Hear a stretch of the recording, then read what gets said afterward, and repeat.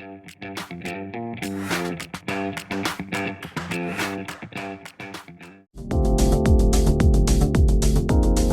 everyone, and welcome to English Pod. My name is Marco. My name is Catherine, and today we've got another lesson all about food and eating. So today we're going to talk about all the tools that we use when we're at the table. So what we use when we're eating. That's right. So let's take a listen to today's dialogue, and when we come back, we'll talk about some of these words and some of the great phrases you're learning today.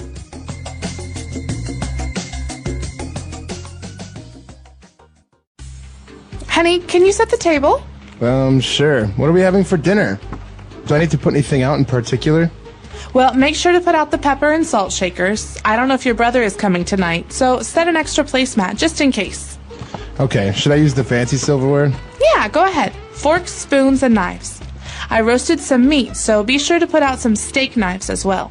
I'll also set some cups and saucers for some coffee after dinner. Honey, have you seen our soup bowls?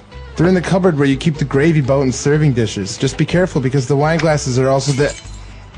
Oops.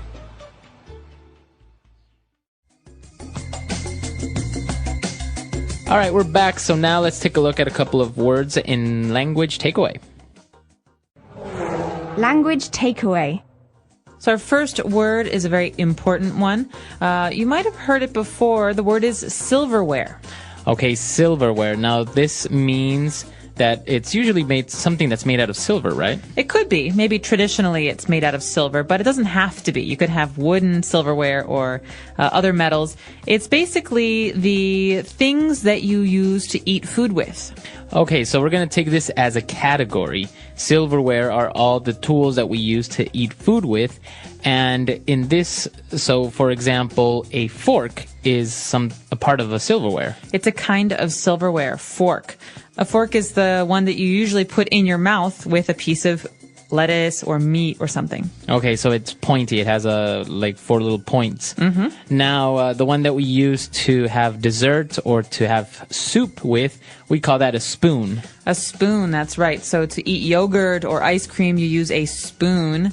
And finally, to cut things, you use a knife. Okay, so in the dialogue, we saw the plural form, knives, but singular, it would be knife. That's right. And sometimes there are foods that are very, very hard to cut. For example, steak is very hard to cut because it's a tough meat. And so in that case, we use a steak knife to cut it. Okay, so we have a knife or a steak knife. Steak knife, more specifically, is used to cut meats. All right, so these are 3 kinds, or actually 4 kinds of silverware. Of course, there are other kinds, but those are the most important. After that, though, we have something that's important for making your food taste better. So what if I want to add salt or pepper? What are those things called? Those are called salt and pepper shakers. We saw them in the dialogue that we need to put out the pepper and salt shakers. So the little thing where you keep the salt is called a shaker. That's right, because the action, the verb, is to shake. That means moving your hand up and down so some salt will fall out onto your food. Exactly. So usually it's only salt and pepper that we keep in these things, in these little shakers. Mm-hmm. But apart from salt and pepper shakers, when all the silverware we're putting out, we're also putting out some saucers because we're going to have coffee later on. Okay, so this normally goes together with cups and saucers, but everyone knows what a cup is. What is a saucer? So a saucer is this little plate that you put under the cup when you're having coffee. So usually that's where you keep your spoon or maybe the little bag of tea. Okay, so a saucer is important because it also helps in case you spill some coffee or tea, so the coffee or tea doesn't go on the ground, it goes on the plate. Exactly. So that little plate is called a saucer. Now, where do we keep all the plates, all the silverware? We usually keep them in a cupboard. Okay, so you might want to say cupboard because it's cup, C-U-P-B-O-A-R-D. That's not right. The word is pronounced cupboard. Okay, so even though it may seem like you should pronounce cupboard, the correct pronunciation is cupboard. Cupboard. Cupboard. And a cupboard, like you said, is usually in the dining room or the kitchen because it keeps all of our plates and bowls and sometimes our silverware. That's right. Okay, so actually in the cupboard we also have some other things, dishes. Well, specifically, we have a gravy boat in there. Okay, so I'm not even sure why they call it a boat, but a gravy boat is basically a special dish. It's like a tall bowl with a spout, so you can pour it, that keeps gravy. So gravy is like a liquid or a sauce that goes on top of meat or potatoes. I guess it kind of looks like a boat. Just imagine a boat, but inside it's empty. So then that's where you put the gravy in. You pour it. You can pour it. All right. And so we can find that. We can also find serving dishes, which are basically big plates or bowls that we use when we're having dinner at the dinner table to keep, for example, a turkey or a roast. Mm-hmm. And specifically, we were also looking for wine glasses. Well, maybe we weren't looking for them, but they found us because the person getting stuff out of the cupboard dropped some wine glasses. These are very, very easy to break. Wine glasses are basically just glasses that maybe are tall and you drink wine out of them. That's right. So there's a specific type of glass usually used to drink wine. So wine glasses. I guess a normal glass that you use to drink maybe juice or water is just called a glass. Right. You wouldn't say wine glass. Only when you're drinking wine. Mm-hmm. Okay, so we've taken a look at a lot of vocab here, a lot of tools that we use at the dinner table when we're having dinner. So let's listen to the dialogue again and review. Honey, can you set the table? Sure. What are we having for dinner? Do I need to put anything out in particular? Well, make sure to put out the pepper and salt shakers. I don't know if your brother is coming tonight, so set an extra placemat just in case. Okay, should I use the fancy silverware? Yeah, go ahead. Forks, spoons, and knives.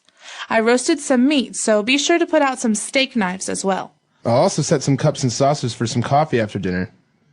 Honey, have you seen our soup bowls? They're in the cupboard where you keep the gravy boat and serving dishes. Just be careful because the wine glasses are also the... Oops. All right, we're back. So now we have 4 key phrases that we've prepared for you on Fluency Builder. Fluency Builder.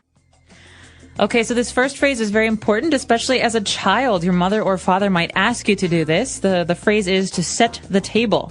Okay, so that's a phrasal verb, to set the table. And what does it mean if you're asked to set the table? It means you will put down the plates and the silverware and the bowls so that everything is prepared for dinner. Okay, so this is actually what we were doing, and a complementary phrasal verb to this. When you're setting the table, as you said, you are putting down or putting out the different spoons, knives, dishes, all that stuff.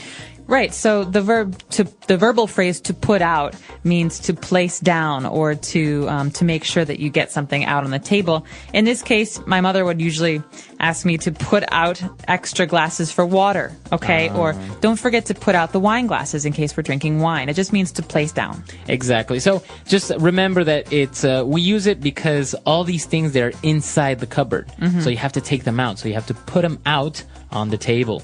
All right, and sometimes we may have a guest or we may need an extra chair or an extra seat because we're having company, and the person in the dialogue said to set an extra placemat just in case. Okay, so placemat is basically a piece of plastic or maybe fabric that you put in front of a person when they're at the table. So it's on the table, and it's something that protects the table. So it's small, everyone has one, and the bowl and the silverware will go on top of that placemat. But it also indicates that that is where someone will sit. Mm-hmm. Okay, so to put out or to set out an extra placemat means to prepare an extra place for someone else who will be coming. So if you have a guest, for example, you'll set out an extra placemat for him or for her. Okay, so we can say set an extra placemat because by this we're referring that somebody is going to sit down at the table, or you can just simply say set an extra place for someone. That's right. Set an extra place. Your older brother is coming home from college tonight. Okay. So we can set an extra place for him at the table. And, well, in this case, we didn't know if the brother was really coming or not. So she said, just in case. This is a great phrase, one that you'll hear all the time. It means I'm not sure what the result will be or what the outcome will be, but in case something happens, or just in case we should do this. So, for example, Marco, I think it's going to rain today. You should bring an umbrella just in case. Okay, so this is a way of saying you're preventing something, you're prepared maybe if it does rain, you'll have an umbrella. Just in case, bring your umbrella. Okay, so a lot of great phrases there, a lot of vocab, so why don't we listen to the dialogue for the last time?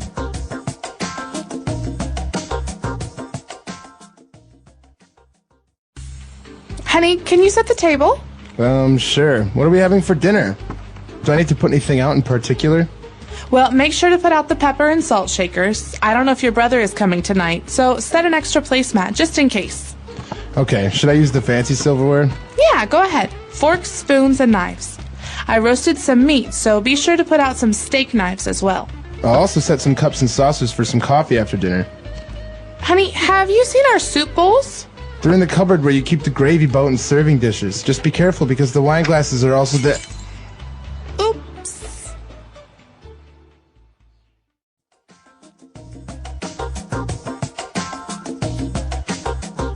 All right, we're back. So talking about dinner and silverware, there are also a couple of other names that we didn't mention. For example, many people refer to ceramic plates as china.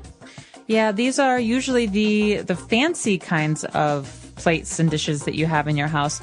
Obviously, if you have just kind of the cheap ceramics that you can throw away, or even paper plates, those aren't very important. But at a wedding or in a special occasion, a person or a family might receive china, and that is very nice, very pretty porcelain plates or just lacquerware. Okay, so you can call it chinaware, which is basically plates that are either very fine ceramic or porcelain, as you said. That's right. Or what was the other word that you said before? Lacquerware. Lacquerware is a certain kind of plate or ceramic that has a kind of sheen to it. It's it's got a special kind of basically paint job.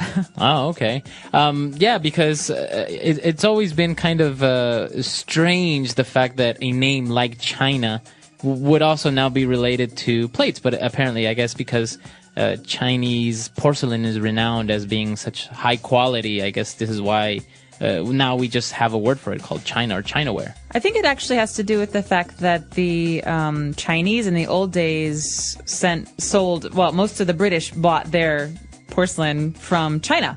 And so it was very, very in vogue. It was very popular. And it was basically the only thing that the British wanted. They just wanted all of this china. And it became a part of the vocabulary then. Yeah, it's really strange, though, that you would call something China. It's like, I don't know any other country that you call something, like French. This is a French. Or Frenchware. Sure. I don't know. I can't think of any. Limoges is the name of a city in France, and it's a certain kind of ceramics. Oh, there you go. All right, so an interesting topic. There are many other tools that we didn't mention, like salad fork and ice cream spoon. I don't know. There's so many. Sometimes if you go to a fancy dinner, you will have maybe 3 spoons, 3 knives, 3 forks, and you don't know what to do with it. Start on the outside and go in. That's my one recommendation. At the table, a world of food and tools. When people sit down to eat, they do more than just eat food. They share stories, learn about each other, and enjoy time together. Eating is not only about what is on the plate, but also about how we eat and what we use to eat. In different countries, people have different ways of eating. Some use chopsticks, others use forks and knives. Some eat with their hands. It's all part of the culture. In this topic, we will explore food and eating at the table. We will talk about the names of common foods, the meals of the day like breakfast, lunch, and dinner, and the tools we use when we eat. These tools can be forks, spoons, plates, bowls, cups, and napkins. Knowing the right words will help you when you are in a restaurant, at a friend's house, or even setting the table at home. You will also learn how to talk about what you like and don't like, how to ask politely for something, and how to describe what you see and taste. This topic will help you feel more confident when you eat with others and speak in English at the table. Let's begin our journey into the world of food, eating, and table tools. It's time to sit down, open your eyes and ears, and enjoy the language of meals. Talking about food and meals, what we eat every day. Food is something we all need, but it is also something we can enjoy. In English, there are many words to talk about food and meals. Every day, most people eat 3 main meals: breakfast, lunch, and dinner. Some people also have a small meal between meals. This is called a snack. Breakfast is usually the first meal of the day. In some countries, people eat bread with butter or jam, drink tea or coffee, and have eggs or fruit. In other places, breakfast can be rice, soup, or even vegetables. Some people eat cereal with milk. Others might eat yogurt or drink juice. When you want to talk about your breakfast in English, you can say, "I eat toast and eggs," or "I drink orange juice in the morning." Lunch is the second meal. People often eat lunch in the middle of the day, usually between 12 and 2. Lunch can be something light like a sandwich, a salad, or some soup. But it can also be a full meal with rice, meat, and vegetables. At school, students often bring a lunchbox. At work, many people eat lunch in a cafe or bring food from home.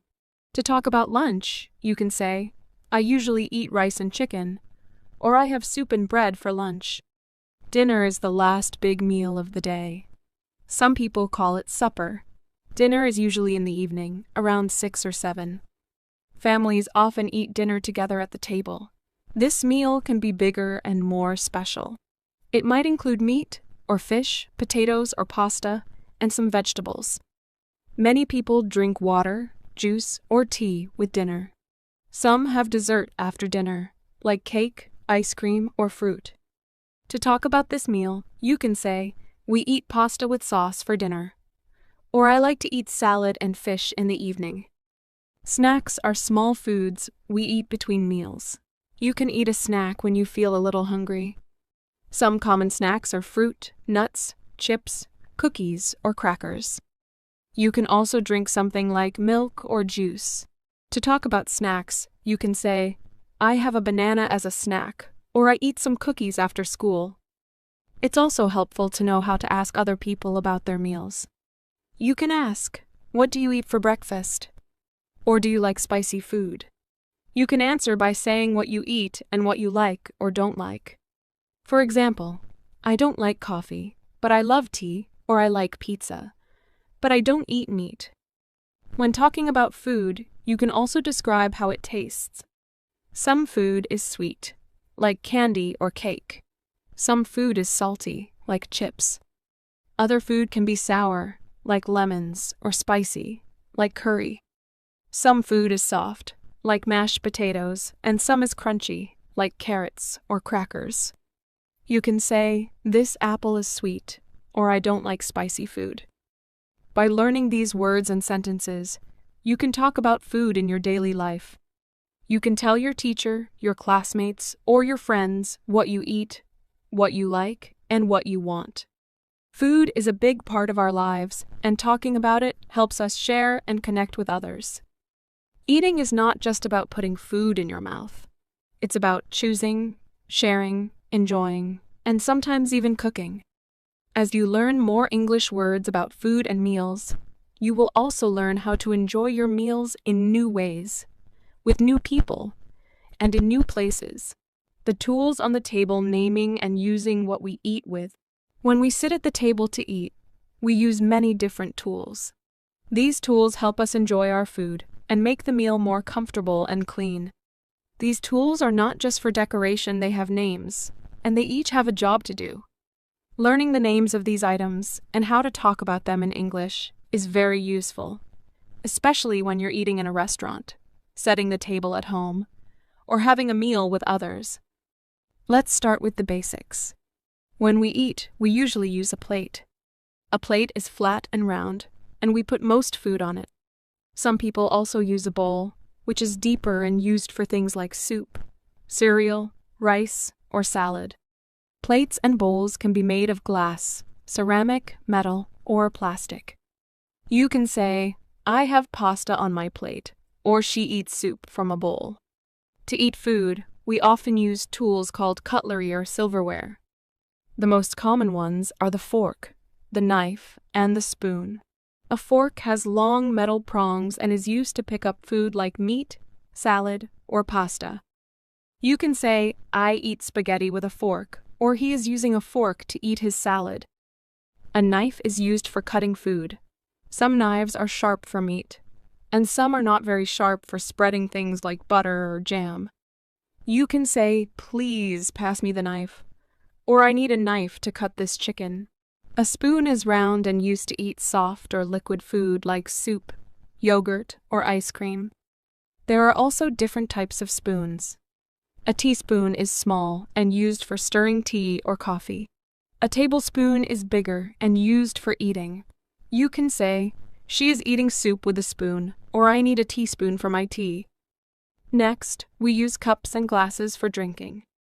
A cup usually has a handle and is used for hot drinks like tea, coffee, or hot chocolate. A glass is used for cold drinks like water, juice, or soda. You can say, would you like a cup of tea? Or I drink water from a glass. On the table, we also find napkins or serviettes. These are used to keep our hands and faces clean while eating. They can be made of paper or cloth. You can say, use a napkin to wipe your mouth, or there are napkins next to the plate. We also use tablecloths and placemats. A tablecloth is a large piece of cloth that covers the whole table. It keeps the table clean and looks nice. A placemat is a smaller mat that goes under the plate. It helps protect the table and keeps everything in place. You can say, the tablecloth is white, or each plate is on a placemat. Sometimes, especially in restaurants or during special meals, we also see salt and pepper shakers. These are small containers that hold salt and pepper. People use them to add more flavor to their food. You can say, can you pass the salt? Or he is putting pepper on his eggs. In some meals, we use serving dishes or serving spoons. These are bigger dishes and spoons used to give food to everyone at the table. One person takes food from the serving dish and puts it on their own plate.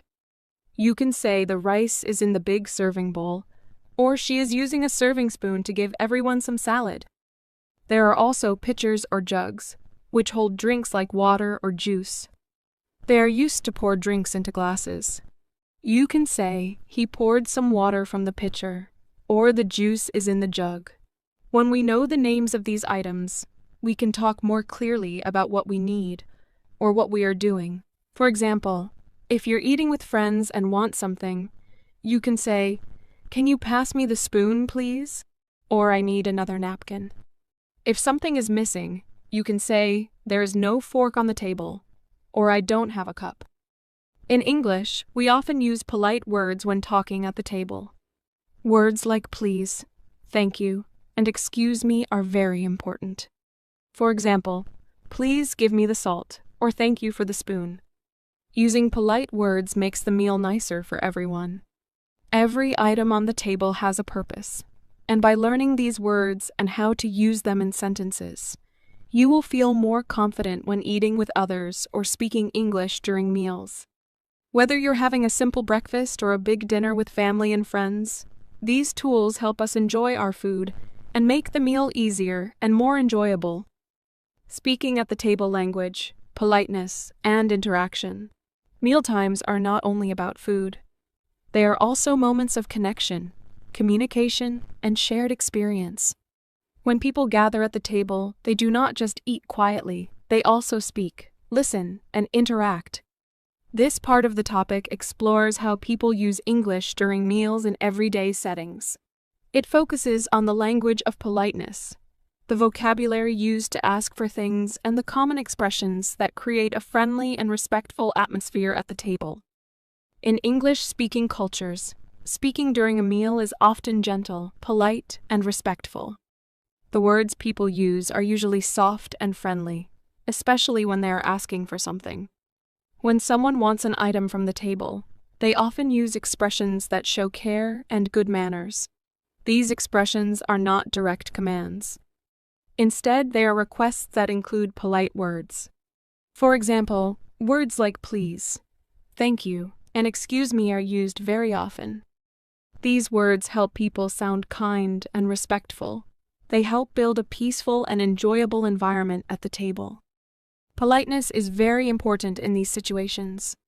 Even when someone needs something simple, such as a fork, a napkin, or a glass of water, they use soft language.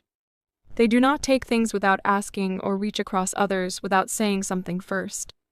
Instead, they show awareness of others and speak carefully. This kind of language use is especially important when eating with guests, elders, or people we don't know very well. Another important part of speaking at the table is offering food to others. In many English-speaking homes, people often offer food to those sitting nearby. This action shows generosity and attention. It also shows that the person offering food is thinking about others, and not just about their own needs. Offering food in this way is a kind habit, and also a part of everyday language learning. It teaches learners how to express care and share what they have, which are meaningful parts of both culture and communication. At the same time, learners also need to understand how to respond to food being offered to them. In English, the responses are usually gentle and thoughtful. Even when someone does not want more food, they still speak in a polite and kind way. Speaking clearly but kindly shows emotional awareness and helps build positive relationships at the table. In many cases, meals include not only eating but also casual conversation.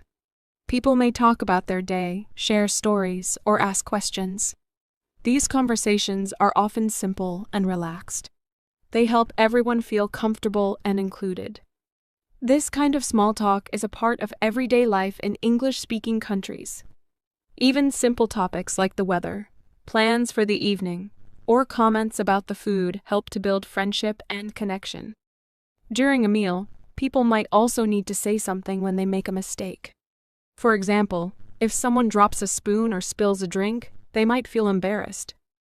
However, in English-speaking cultures, it is common to use polite language in these moments too.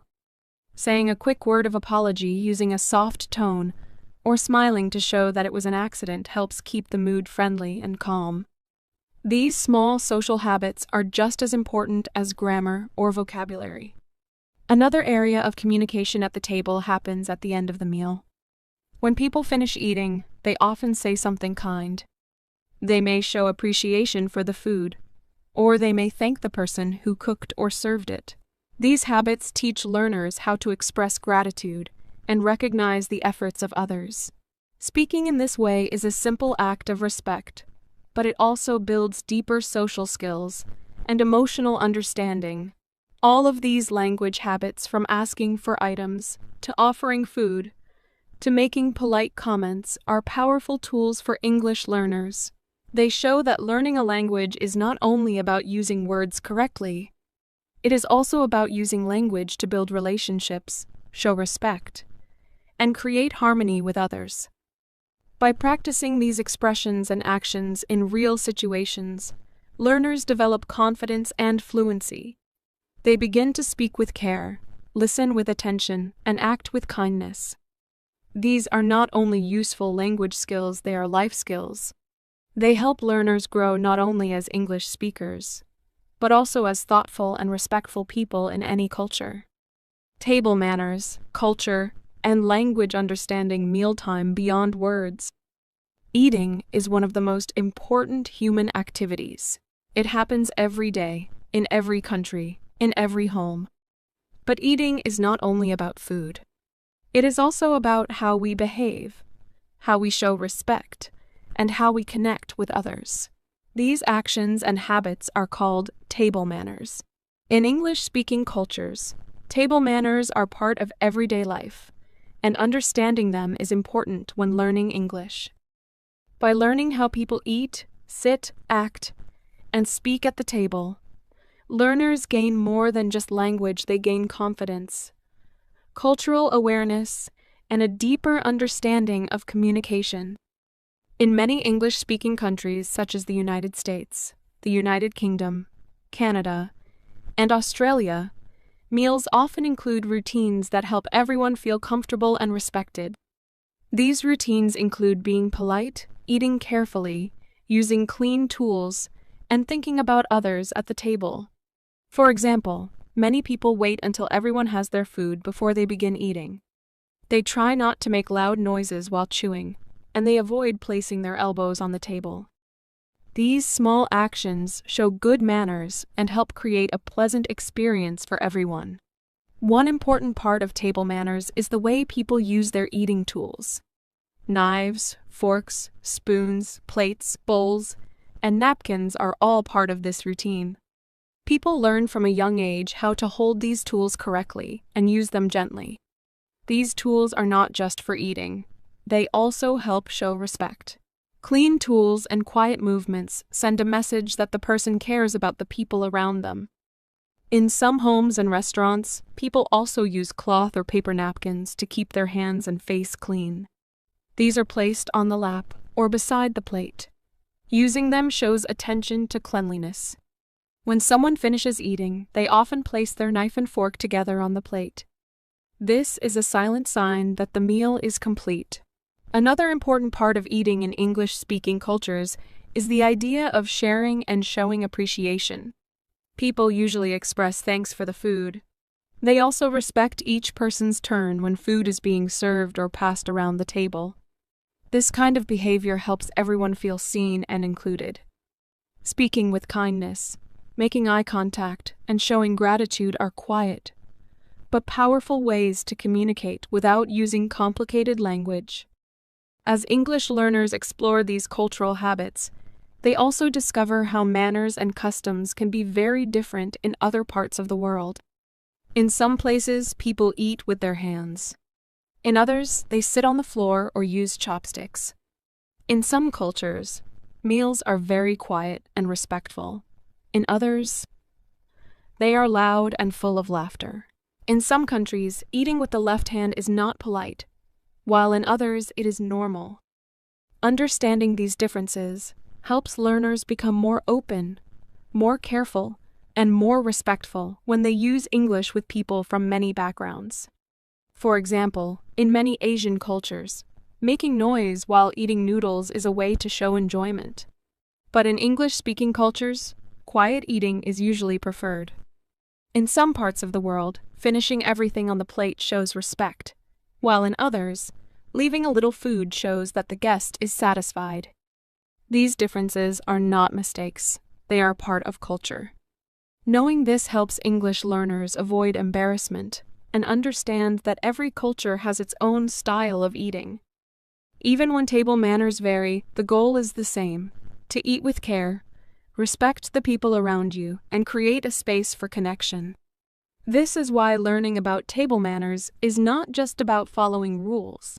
It is about understanding how language and culture work together. It is about becoming part of a larger world where food brings people together. At the same time, learners can also review and strengthen their English. They can remember the names of tools like plates, bowls, and spoons. They can use everyday words like meal, dinner, and breakfast. They can understand actions like serving, pouring, cutting, and wiping. These are small but useful steps toward fluency. By learning how to talk about meals, describe food, and understand cultural habits, English learners grow in more than one way. They become better speakers, better listeners, and more thoughtful guests or hosts. They become people who can enjoy meals in new places, with new people, and still feel confident. In the end, sitting at a table is never just about the food on the plate.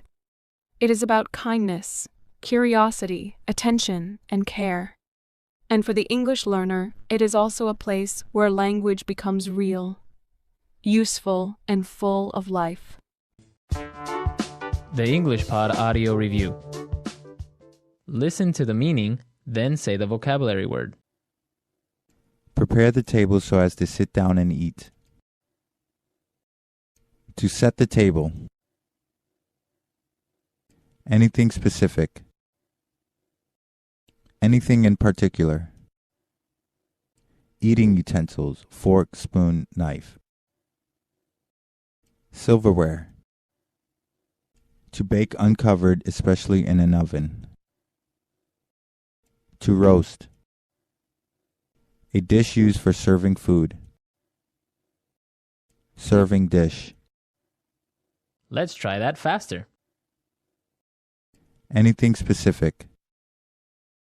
Anything in particular? Eating utensils, fork, spoon, knife. Silverware. Prepare the table so as to sit down and eat. To set the table. To bake uncovered, especially in an oven. To roast. A dish used for serving food. Serving dish. Now say the word and hear it in a sentence.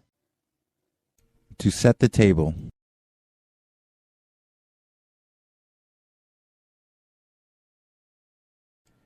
Everyone knows that the proper way to set a table is to turn the knife towards the dish and not away from it.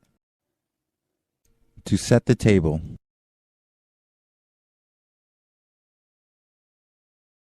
Kids, supper is almost ready, so please set the table and call your dad. To set the table.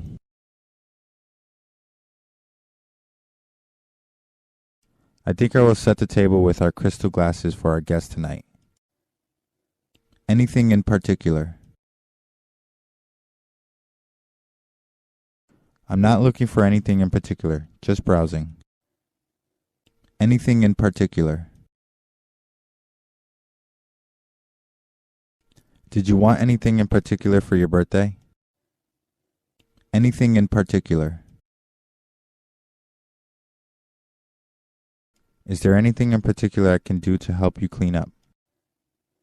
Silverware. She brought out her good silverware for the dinner party. Silverware.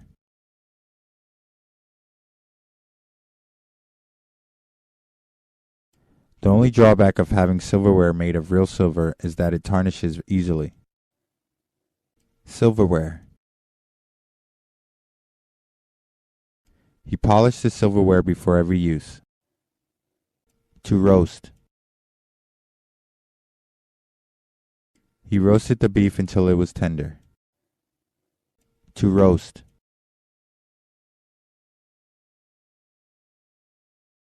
She tossed some vegetables in a pan, then put them in the oven to roast. To roast.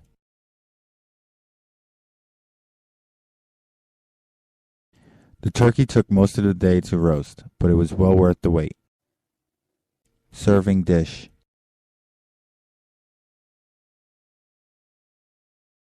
The guests admired the creative arrangement of cheese and crackers on the serving dish.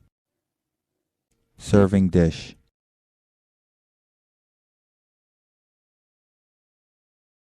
Can you put the stir fry into a serving dish and then place it on the table for me?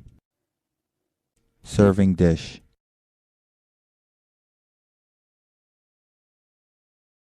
My aunt and uncle gave me a beautiful clay serving dish as a wedding gift.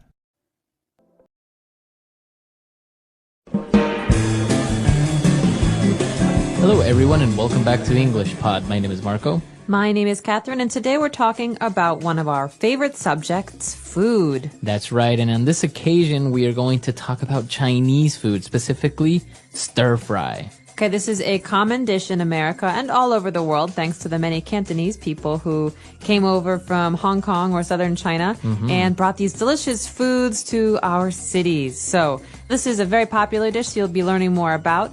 So let's jump right in and listen to today's dialogue. And don't be worried if you don't understand everything. We'll be back in a moment.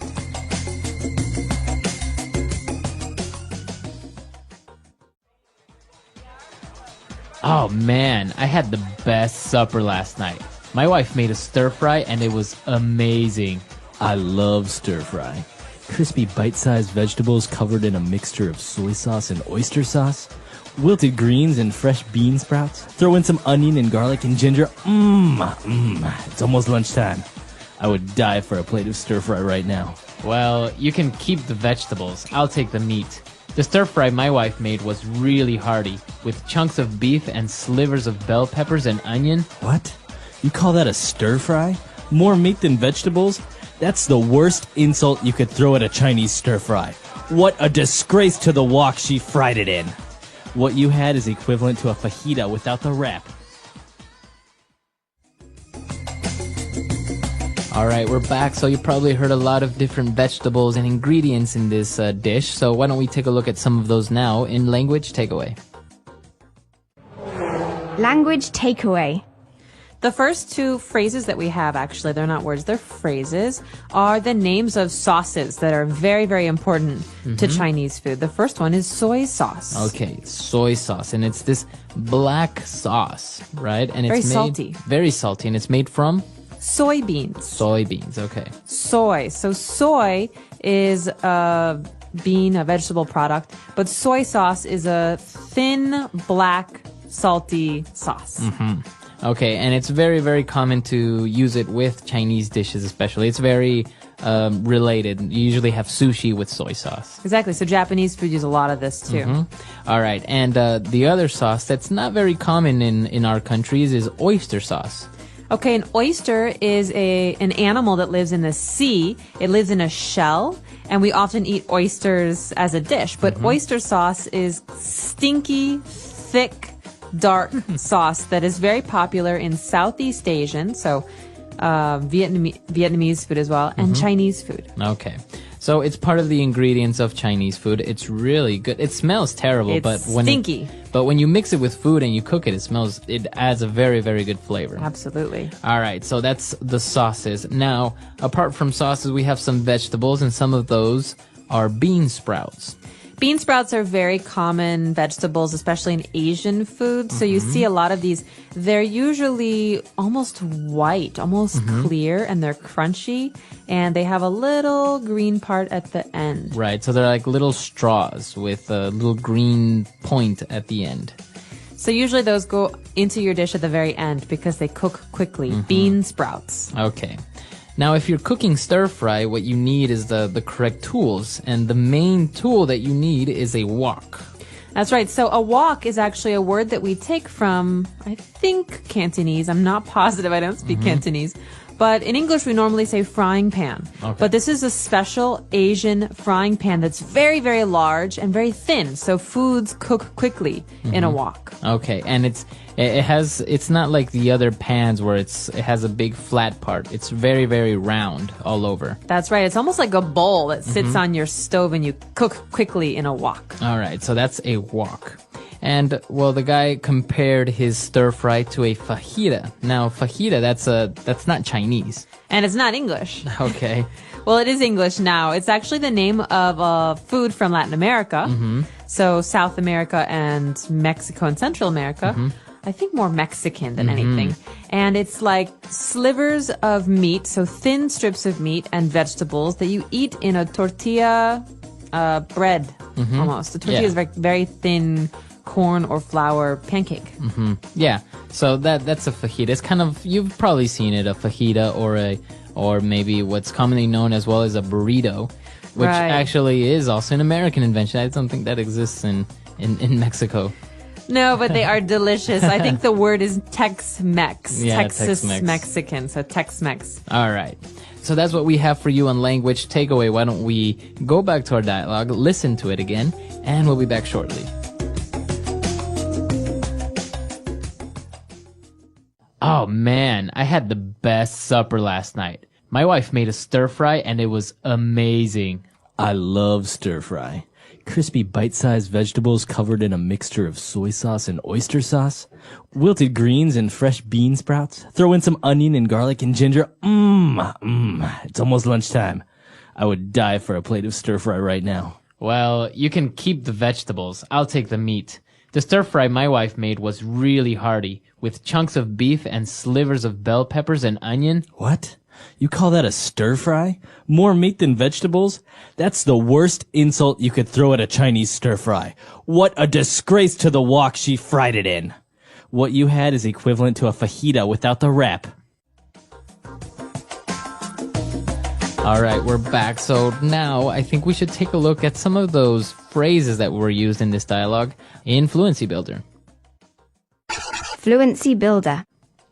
The first phrase we have in Fluency Builder is a phrase that you will hear very often when you watch cooking shows. So this is a term we say throw in, to throw in. Okay, so throw in some vegetables or throw in some onion and garlic, and that means to just put it into the pan, put it into the pot. That's right, but it's very general or casual or easy. You just add some. If we want to be specific, we can say, please add 1 cup chopped onion. Okay? 1 cup of chopped onion. But here, throw in just means add casually. Okay, add some onion. So we throw in all of these ingredients, and it sounds so delicious that the guy says, I would die for a plate of stir fry right about now. So that means he wants some stir fry. I would die for is a good thing. It's a way to say I really want something. It's an exaggeration. It's not like you would actually die for it or you are dying to eat it. It's just that it's an exaggeration means that you really, really want it. I would die for a new car. My car is old and it never really works. All right, so you really want a new car. Okay. And, well, the guy obviously didn't really like what he was talking about and how he cooked this stir fry. And he said, what a disgrace to the wok she fried it in. Okay, this is a way to say that something is bad. It's embarrassing. So we can say that this food is a disgrace to Chinese food because Chinese food is one way, but this doesn't even look like Chinese food. So a disgrace. So the word disgrace, it means that something is bad. Or embarrassing to something else. So a parent can say, you're a disgrace to this family. That means this family has a good reputation. But what you did, what you do, these are bad things. They make us look bad. They're embarrassing. They're embarrassing to us. Okay. So it's a very strong phrase. This is a disgrace. Okay. A disgrace. Very good. A strong phrase, and you can use it if you ever want to talk about someone or something in this way. But remember, it is pretty strong, right? Very. If you say somebody's a disgrace, it's pretty insulting. It's hurtful. Okay. So why don't we listen to our dialogue for one last time, and we'll be back.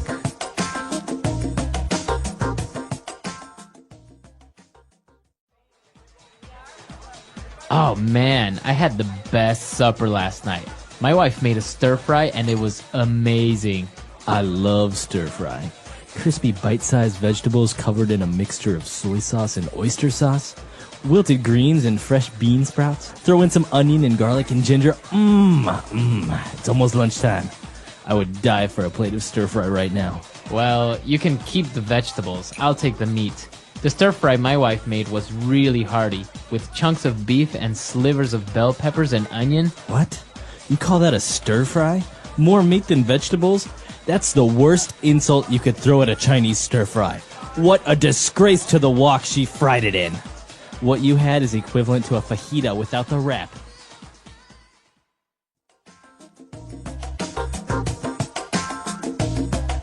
All right, so talking about Chinese food, there are a lot of American inventions around Chinese food as well, not only Mexican food. For example, it's very popular, this dish, chop suey.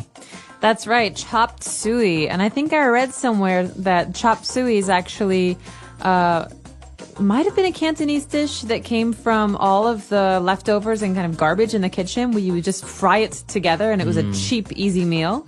So chop suey. Okay. It's kind of like an English, it's like a pidgin English. And, well, this dish is basically that, right? It's just a lot of meat chunks mixed with some vegetables, and you have some chop suey. Exactly. And there are also this other thing that's very common. People think about fortune cookies. You think of Chinese restaurants and Chinese food, you think of fortune cookies. That's right, but they don't have fortune cookies in China. No, they One of my don't. biggest disappointments. So fortune cookie is a small cookie with a Message inside. So you have a piece of paper. So be careful when you're eating these. You don't want to eat the paper. But the paper sometimes says very strange things like, you will have a terrific number 7. Right, or something like that. So that's why they're fortune cookies. They usually talk about your future or what's going to Beware happen. of whales. So, but that's also an American invention that doesn't exist in China. It doesn't really come from China, right? Exactly. All right. So if you have any other information about food, or we're always glad to hear it. Because we're always hungry. Or if you have a favorite Chinese food, please let us know. Our website is englishpod.com. We can't wait to hear from you, and we will talk to you next time. All right, bye.